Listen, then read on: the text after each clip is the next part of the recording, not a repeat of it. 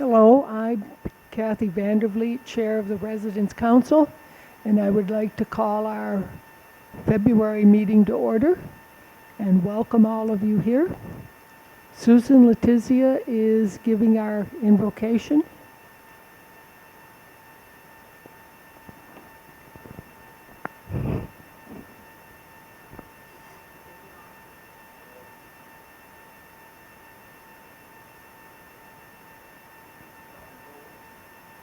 Hello? Good morning. Thank you for the invitation to pray with you and our resident council. Some of my words are from a prayer offered in St. Augustine Commission meeting on July 15, 2020 by Reverend Ted Voorhees, Vicar of St. Cyprian Episcopal Church in Lincolnville. Pray with me.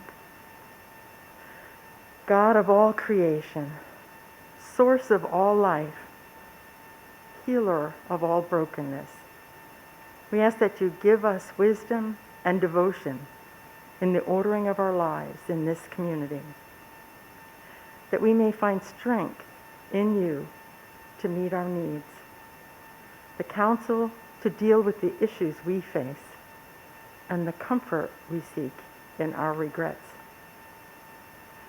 We ask your blessing on all who live, work, and visit here, that each person will act responsibly and compassionately in our community life. Protect us, inspire us to be creative and imaginative in addressing issues that divide us. Pour out your grace upon our resident council that they may continue to act with kindness and fairness as they seek the common good. Breathe your spirit upon all of us gathered today so that we may also be kind in conversation and listen to each other carefully. We ask all this in the name of the one we call holy. Amen. Thank you, Susan. And our secretary's report by our secretary, Gretchen. The December minutes for the video recorded meeting were distributed, published on MyWLife, and posted on all the community bulletin boards. No corrections were received, so those minutes will stand as published. Thank you. And our treasurer's report from Elizabeth Ray. Good morning. Excuse me. First of all, I guess the biggest thing to announce, which we already know, but you just can't make too much of it, is thanks to the generosity of our residents, the Employee Christmas Fund Committee was able to give gifts of $122,250 for 2020. That is an accomplishment, so thank you so much. The Employee Scholarship Fund gave out $4,200 in scholarships. So we have our employees being taken care of and getting their education advancement. Sadly, bingo receipts and boutique receipts aren't quite what we'd like them to be. So if you have any discretionary funds, please feel free to go shopping. Other than that, we have nothing further to report. A copy of the most recent financials will be posted on MyWLife along with the minutes from this meeting. Thank you. Thank you, Elizabeth. Are there any committee reports? Betty?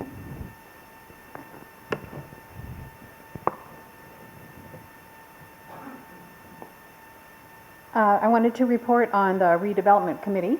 We had a meeting yesterday. We didn't have very many meetings during 2019 because of other COVID meeting issues, and also there really wasn't enough content to warrant us having monthly meetings.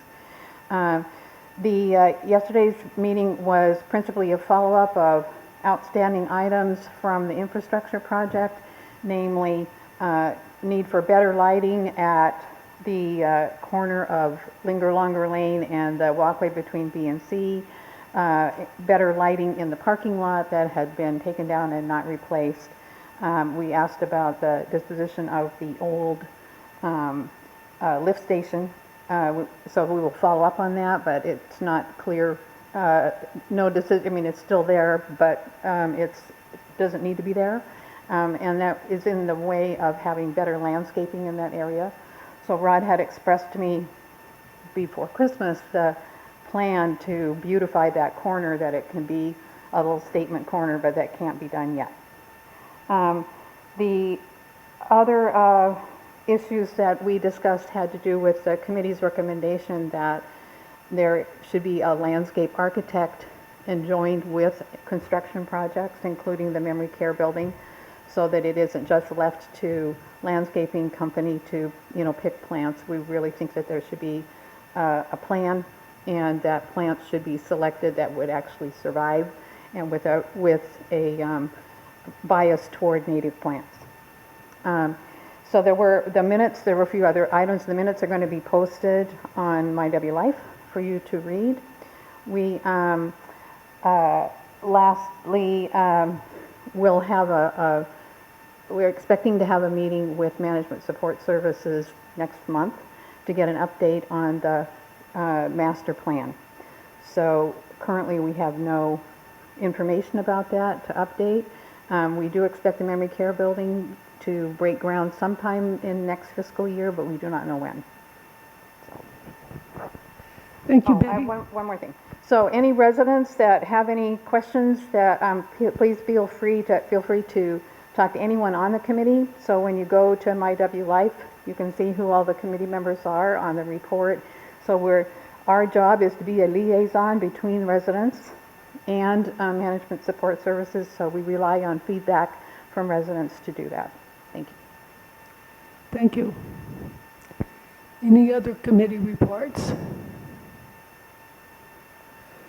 Okay. Elizabeth, you want to talk about the election committee? The term for officers on the Residence Council is April 1st through March 31st of each year. Therefore, we have elections coming up next month for positions that will be available on April 1st. Southwood is fully represented. However, we will be having openings for Garden Apartments, Eastwood Creekside, and North Point Magnolia.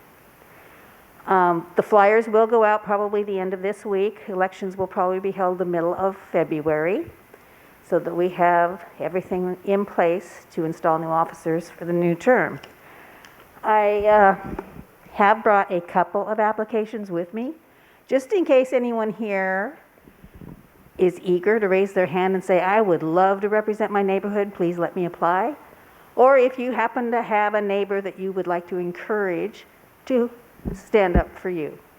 So if you're interested, I have a couple. The rest will be posted on bulletin boards probably before the end of the week. Thank you.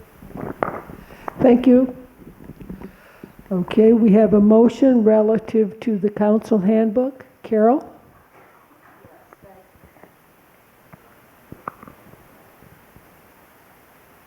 Thank you, Kathy. The Residence Council oversees 18 Residents Association committees.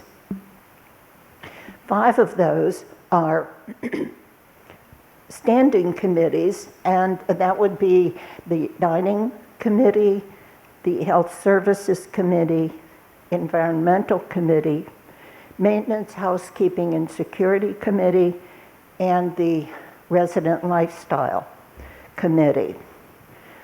Those are all documented in the Residence Council Handbook, Appendix 3. In this update of Appendix 3, we have streamlined the content and we've made some changes. Specifically, we corrected the name of the Resident Services Committee to the Resident Lifestyle Committee. We also corrected the title of the head of that department, who, as you probably know, is Laura Staten, to facilitator, resident lifestyle facilitator. Excuse me. I apologize for my voice. I'm allergic to everything. So there's something in here. We also clarified the monthly reporting responsibilities of the committees to the council chair of committees, who is currently Bill Snell, and to the resident lifestyle facilitator for posting on MyWLife. We specified that date, time, and location should be included in the monthly reports. We also clarified did I say date, time, and location of the next meeting? And we also documented the Residents' Council responsibilities for storing those reports. Finally, we standardized the procedures and the steps and specific monthly timing that are required to administer the Employee Awards Program, which, as you can imagine, gets rather complicated, and so we just spelled out every single step. The council members, do we have a quorum, Madam Chair? Just occurred to me. Okay. The council members have had an opportunity to review these changes. Therefore, I move that the council approve the updated Residents' Council Handbook Appendix 3, dated January 2021. Okay, we have a motion. Is there a second to the motion? Is there discussion? I think Carol did a nice job of explaining what it is. Okay, all in favor say aye. Aye. Opposed? Okay, motion carries. To my knowledge, there is no other business. Okay, before I turn it over to Brian as Executive Director, let me mention that we had a Zoom meeting of the Northeast Regional Westminster Board. And one of the things that came up is no surprise. Hank Keith presented budget information for the next year, and there will be a 3% fee increase. The biggest items that went into that was, one, an increase in health insurance for the employees, an increase in property insurance, and they're planning on giving employees basically a 3% increase in their pay scale. So those, off the top of my head, that's the thing I remember about the meeting. So Brian, it's your turn. Thank you, Madam President. Well, good morning, everybody. I know that the information that everybody is interested in is the vaccine, so we will start off there. Hopefully everybody received the letter that I put out last night in regards to what to expect this week. What I'm going to report today is a little bit different than what I put out last night. A little bit, it's not different information, it's just additional information. But what is planned on happening is that 560 to 572 vaccines will be coming to our campus between today and tomorrow. We are expecting between 3 and 4 pharmacists each day to be providing the vaccines to us. And as you all know, we did the health center residents and employees previously. And during that day, and this was pretty early on, back on December 22nd, we were doing about 6 to 10 vaccines an hour. We have planned everything for today and tomorrow off of 10 vaccines an hour. So depending on how many pharmacists show up, depending on how everything goes, they could go faster than we expect, they could go slower than we expect, but we are going to just make sure that we keep communication flowing throughout the day and letting people know what to expect as the best that we can. The pharmacists do need to stop on a regular basis to reload the vaccines. I don't remember seeing the container that the vaccine comes in, but they have to reload the vials after almost every 10 or 20 administrations. So that also causes a delay in the process as well. So that's basically what we've got going on. They should be here now to be working in the health center and assisted living. This room will be transformed into a vaccination center after this meeting for the afternoon with the employees. Depending on how things go today, it is possible that we could call some residents to come and get their vaccine later because of how we've spaced everybody out and how fast that they might be going. So it's a little bit of trial and error. The amount of information that we get is limited at best, but we're trying to make the most of the information that we have. I do want to share a little bit of a backstory, and this really doesn't affect us at this point because our whole campus has the opportunity to get the vaccine. But what really led up to a lot of the struggle that we were having in fulfilling the emergency order 2315 is that Walgreens, there's a state allocation of the vaccine and there's a federal allocation of the vaccine. Counties that are getting the vaccine through their Department of Health have the state allocation. Counties that are getting the vaccine through Walgreens or CVS have a federal allocation of the vaccine. And Walgreens and CVS have consistently said all along that their contract says that they're only to give it to the health center and assisted living residents and employees. So that's why we were running into a block with getting the vaccine for you all. We were approaching this from many different angles through many different people, and out of some miracle, last Thursday, we got the approval to be able to provide the vaccine to everybody. And we're very grateful for that. I don't know that there's many communities that are dealing with Walgreens and CVS that are able to get it for their whole CCRC campus.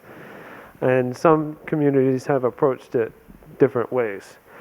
But that is what has been going on. Last week, I got a call from St. Johns County Emergency Management, and they wanted to know if we had a date for our assisted living. And I told them that we did, and that it was going to be today. And they were like, well, you're lucky, because 90% of the assisted livings in the county don't have even a date at this point. And I think that that led to a decision that the state made to where it looks like CVS and Walgreens might be losing the contract to do this, and they are now, the state is now contracting with CDR McGuire to provide vaccines for health centers and assisted livings going forward from January 23rd on. So anybody that doesn't start the process prior to January 23rd will be handed over to CD McGuire. And CD McGuire has already confirmed on multiple levels that they will be given to the whole CCRC where there is a health center and assisted living. So hopefully that's going to make things go a lot smoother in the future. we will continue to be with Walgreens, and they will return 21 days after our vaccinations today and tomorrow to give the second dose of the Pfizer vaccine. So that's a little bit of what's been going on as we've been trying to advocate for you and to get to this point today. With today's meeting here and the opportunity to speak to you all, and the vaccines that are happening this afternoon, I've chose to not have the afternoon chat this afternoon and to introduce Elizabeth Scholler to you all. Elizabeth is the Health Services Administrator. She started with us a week ago, and she is from Jacksonville. She comes to us after being at Fleet Landing for 20 years. In the last 10 years, she was the Senior Health Services Administrator, which means that she was in charge of all of healthcare over there, just the same way that she's in charge of all of healthcare here, be it the health center, the rapid recovery, the assisted living, and the outpatient health resource center. She has a master's degree in health administration, and she also has a Bachelor of Arts in psychology. So I thought I'd give Elizabeth the opportunity to share a little bit more about herself. Good morning, everyone. Thank you for the opportunity to introduce myself. As Brian stated, I come from another CCRC. During college, while attending UNF, I started working with older adults. And due to that experience and a wonderful relationship with my grandmother, this became my passion. And so that has been my career path for the past 25 years. So I'm honored to be here. I look forward to working with all of you. I did grow up in Jacksonville. We moved here from Montgomery, Alabama when I was about a year old. But Jacksonville is my home. I'm married to a native. He is a small business owner in Jacksonville. And we have 2 children, one a senior at the University of Central Florida and the other a senior in high school. So we are about to become empty nesters. We're pretty excited. So I look forward to getting to know all of you and serving this community as I served my past.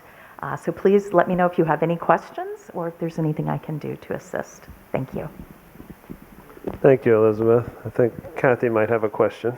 Oh, yes, I'm sorry. Will you spell your last name? Yes, for us? ma'am. My maiden name was Johnson. It was so much easier. It is Scholler with no C. Scholar. Thank you. Betty has already given us an update on the infrastructure, on the redevelopment committee, but I do want to recognize that the infrastructure, the construction part of the infrastructure project was completed in 2020, and we have put the pots out along Main Street, and there's also landscaping up at the main gate that has been added and around the tree up there in front of assisted living. And we also brought irrigation back to the main gate out there in the middle of the driveway and everything. So we're real happy to have that. We won't have the makeshift sprinklers next summer out there keeping everything hydrated and full of life. So that's going along well. The natural gas is something that we've also been working on for a couple of years. Our whole community is natural gas except for the health center. And we have different substations, and it happens to be substation 8 that services the health center. So we've been heating the building and the water with propane in the health center. But as of last Friday, we got approval to bring natural gas to that remaining part of our campus. So that's going to be a real positive, and we will plan on keeping propane as a backup for any time that we need to maintain the heat if the natural gas goes out. So I wanted to also update you, like I normally do, about our occupancy. We've been staying very stable. There has been movement from one level of care to another throughout the past year. In December, we ended independent living at 94% occupied. There was there were 6 residences that were vacated in December. And 4 of those went to assisted living. So we did have 4 move-ins into assisted living in December. We're at 95% occupancy in assisted living. We've already had 1 move-in into assisted living this month, and we have another one this week. So we will be all but 1 apartment full in assisted living, after the move-in this week. The health center, after doing well in October and November, we fell back down to 82% occupancy in December. A lot of it has to do with the season and people wanting to be home for the holidays and particularly Christmas. And with the COVID, the restrictions on visitation is problematic as well. So we did drop back down. We're seeing a little bit of an increase already this month, but we do expect, especially with the increased cases in the area with COVID-19 and the hospitals filling up, that they're going to be looking to discharge more quickly in the future. And I hope to see the October and November numbers again here shortly. With COVID-19, our positivity rate in St. Johns County, if you're not aware, is over 17%. So there's a lot of COVID-19 out there. And I want to continue to commend you all for how well you have done, and especially during the holiday season, but the whole time that we've been dealing with this pandemic, on keeping each other safe and especially yourselves. I talked to people throughout the weeks, months, and one of the things that I do hear is that you like the update in regards to how many people have tested positive.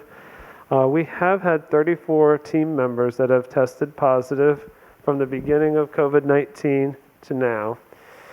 6 tested positive in the month of December. And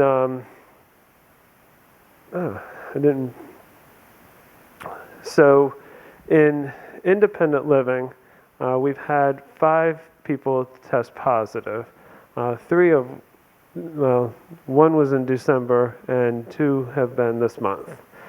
Assisted living is at 6. I think there was 1 additional test for many months, but it was somebody who had recently moved into assisted living, tested positive shortly after moving in.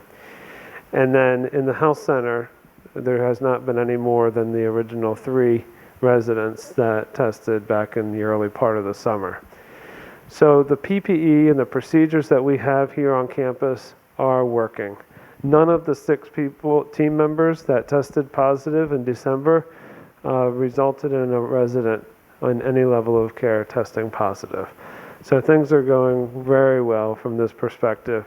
We can't avoid the exposures with people out in the community and things, but we are able to control the spread of the virus here on our campus. So I want to thank both you and the team members for their responsibility in all of this. And lastly, if you missed it, I just wanted to recognize and say thank you to Betty Francis, who is the Volunteer of the Year for 2020. She is actively involved and interested in the current state of our community as well as the future state. She is the chair of the library committee. As you know, the library has never shut down during the pandemic. It's always been there. It's been available for you to go and get books. And we just want to thank her and that committee for all that they've done to keep things safe from that perspective as well. Kathy Campbell is the team member of the year. She's the assistant dining director. And she, every month, gets more legendary service recognition, recommendations, compliments from you all and team members. She is just a bundle of energy and loves working here and just wants to make each day the best for everybody. So 2 great representatives for our Volunteer of the Year and our Team Member of the Year. Madam Chair? And I do have Rod here in case there's any questions.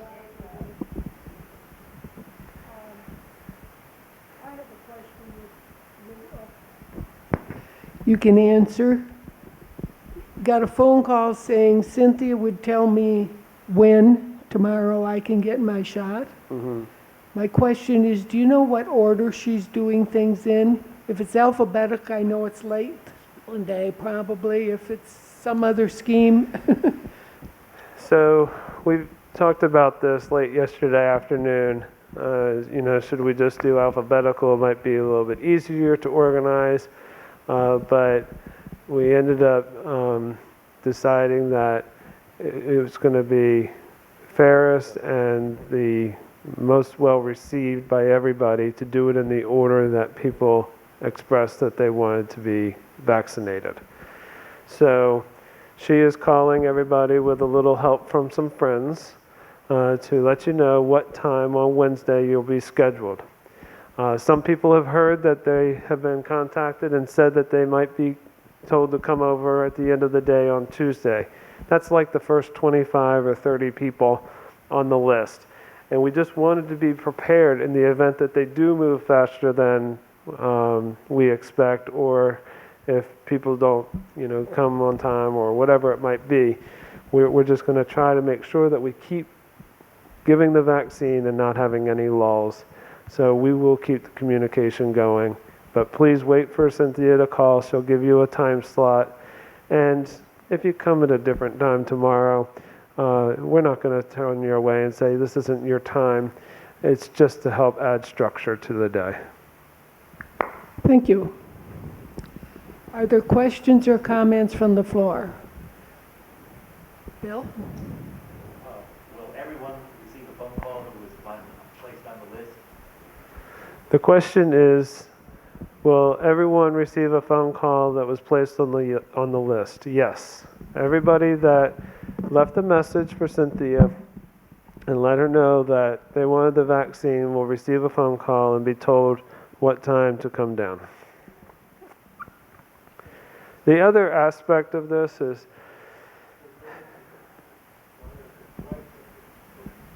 that the Pfizer vaccine needs to be thawed. And they want to make sure that they're not sending over more vaccine than what's going to be used. Anything that doesn't get used is going to get wasted. So it's a little bit of a crapshoot in regards to how this is all working out. You know, who's actually going to come, you know, today or tomorrow, if they're in town, whatever it might be.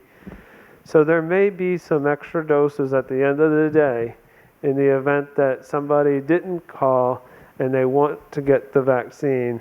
We might be able to accommodate that at the end of the day tomorrow. Okay. Jim? Yes, Rod has sanitized this thing. Don't touch it. Brian Tenney, there is a rumor going around campus. It is an extremely positive rumor that for days and perhaps weeks and maybe even months, you have been diligently digging in, learning, talking to, pushing every button you could to get this vaccine for us. And we want to applaud you for that effort. Thank you. It's good for us here. We have families that are just thrilled to learn that. We've got kids, grandkids, aunts and uncles, nephews and nieces that are just thrilled that we have made the decision to live here, and that when we tell them who exists that got us this vaccine, they're tickled to death that you're now on board with us.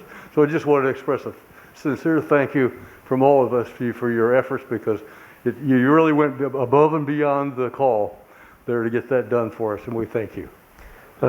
You're welcome, and it's a pleasure. Gary Hennis told us, he's like, you all are empowered. Do whatever you need to do to get vaccine for your communities. So that's what we've been doing, and a lot of people came together to make this happen. So thank you.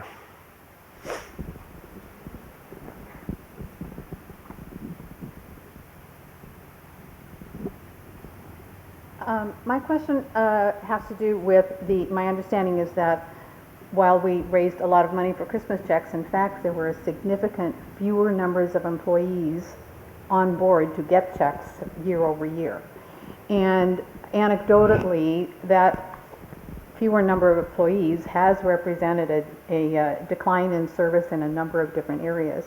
And I want to know either, is that a mandate that the number of employees have decreased, or is that going to result in budgetary savings by not having those employees? And does that mean that we should be getting a rebate in our fees for what we pay because you know, a 20% decrease in employees is a significant number?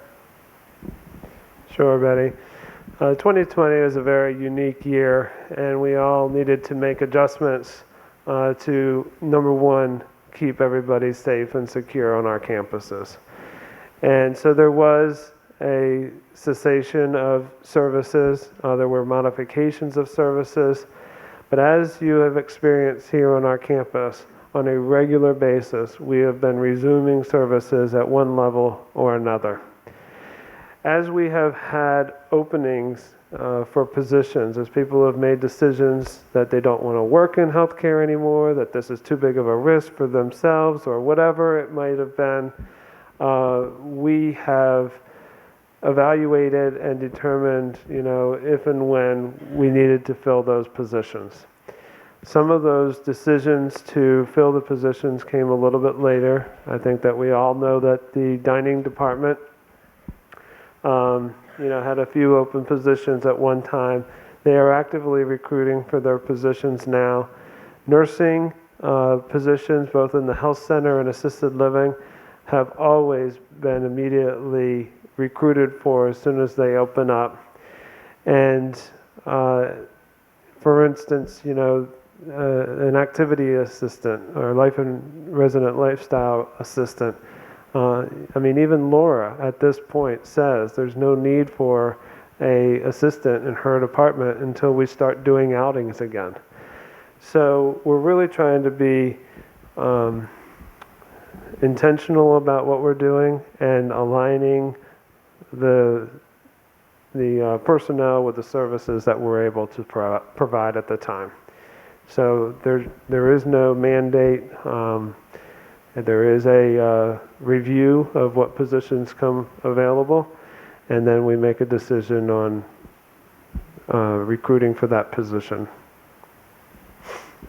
I just want to follow up because, as you know, the clinic hours are significantly reduced from, well, whatever, they're less than what the handbook says that they would be done. So if you are filling those positions, what happened to the person to allow the clinic to remain open for the hours that are in the handbook? Yeah, the clinic position has been one that has been changed from time to time. And right now we're not currently recruiting for that position. And, you know, the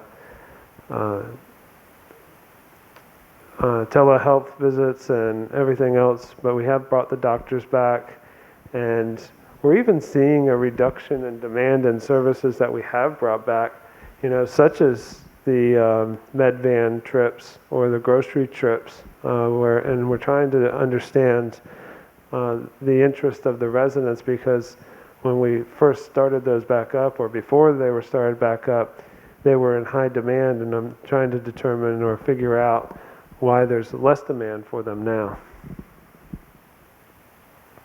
And maybe people have just adapted to getting groceries other ways, doing telehealth visits, I don't know. I have one more question for Rod. This pier out here that's been closed off for like a year, is that going to get back in service? Is there a schedule for getting that completed?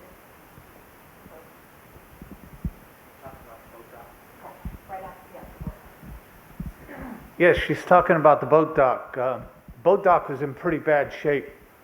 And we've been, instead of submitting for an emergency project request, I've been refurbishing the dock with that new fiber polyboard stuff that's never supposed to rot. So it is, it's really pretty good. All I need to do is get the those benches, the built-in benches. As soon as I get those put up, the dock will be totally ready again. So it's looking good. We should have it open in a couple days.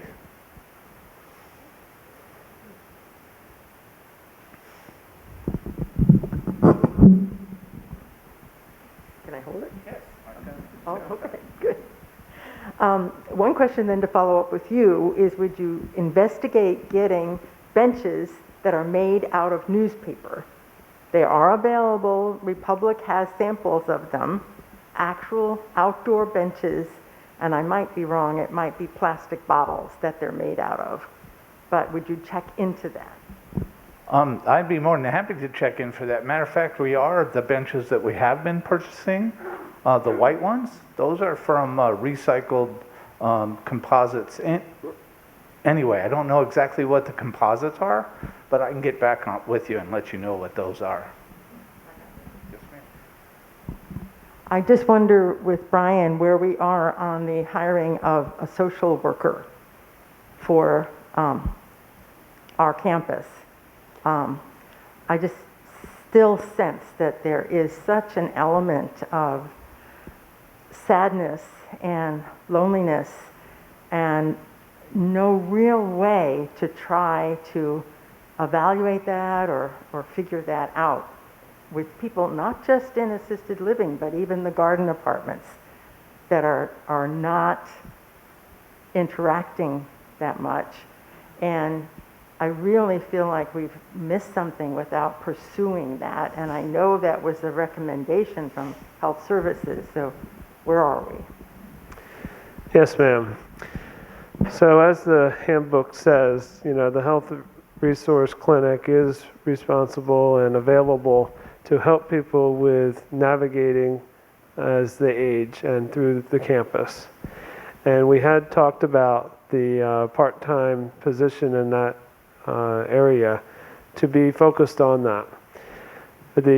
As you know, we have a new CEO, and he has a plan for creating more services in that way. And we, wouldn't want to do something that might interfere with what his plan is, for the communities in the future. So one of our goals for this year is to make sure that we effectively communicate to residents that Cynthia is available to help people in this aspect and to promote that service and to help people the best that we can. We do have a meeting where we, discuss people that might be having difficulties and how we can help them out on our campus, living where they're at now, or if they have to, need a recommendation to go to another level of care. But usually that doesn't happen until after other interventions have been unsuccessful. So we are actively trying to help people that are needing more assistance on campus, and that is one of our goals for this year.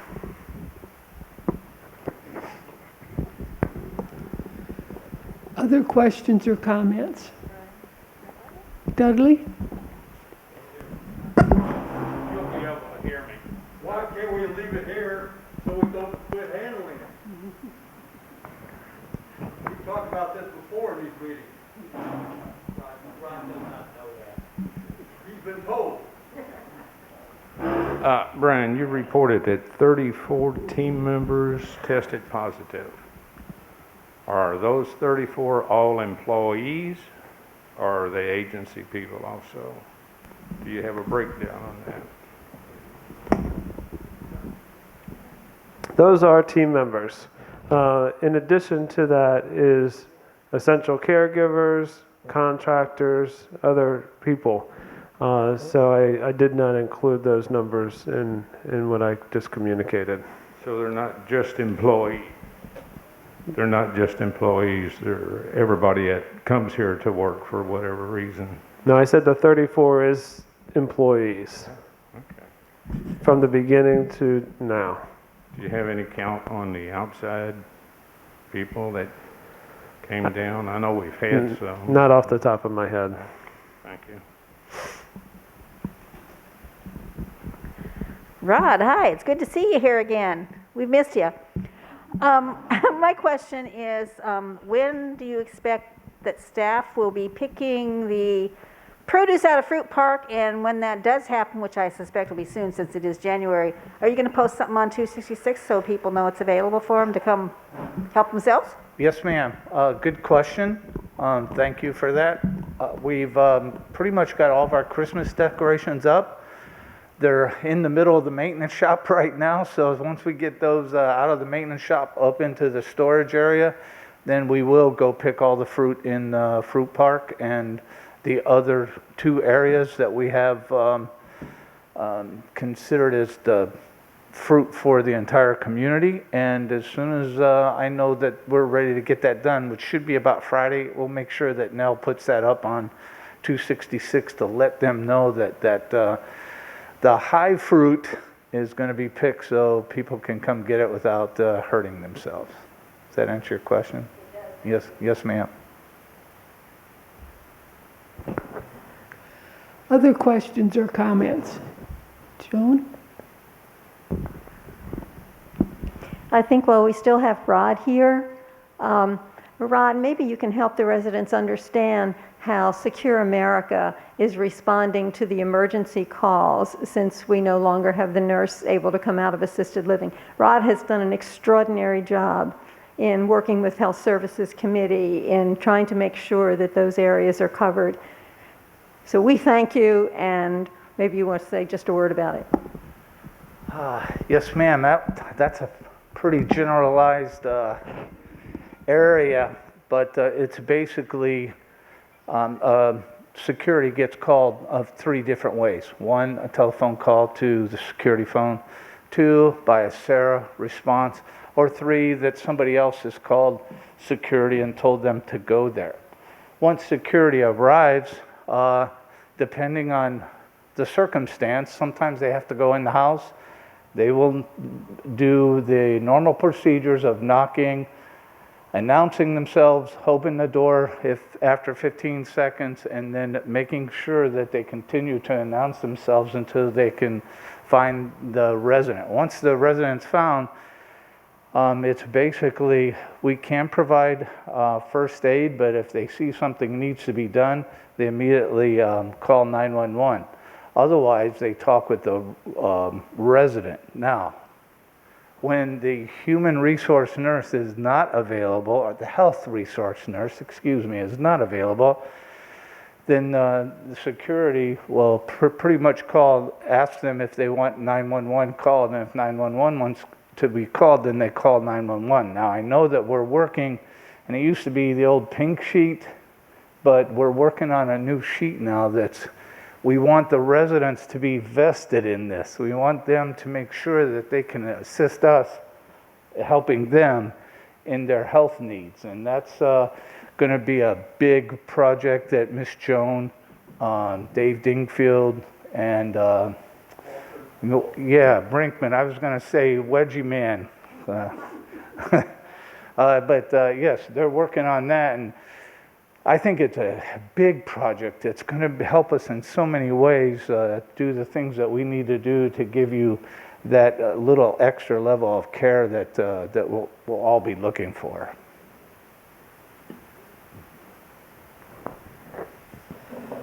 Okay, anyone else?